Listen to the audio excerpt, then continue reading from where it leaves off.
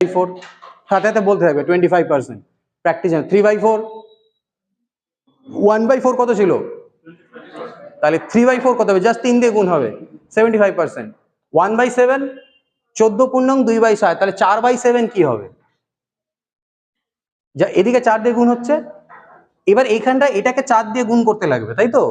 এইভাবে গুণটা করবে, 14 কে 4 দিয়ে গুণ করো, 14 4, আর এখানে 4 দিয়ে গুণ করো উপরে 8।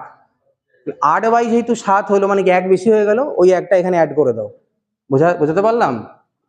1/7 ছিল আমার 14 2/7, কিন্তু আমাকে জিজ্ঞেস করেছে 4/7, তাহলে এদিকে 4 দিয়ে গুণ করলে এখানে একটা 4 দিয়ে গুণ হবে। 4 দিয়ে অনেকে গুণ করার সময় কি করবো? আগে স্যার গুণ করি, 14 7 98 2 100 × 400, ওইভাবে করবো না। 4 দিয়ে 14 কে গুণ করবো 56, 4 দিয়ে এটাকে গুণ করবো 8। এবার 8 তো 7-এর থেকে বড়, মানে কি আরেকবার ভাগ যাবে তো,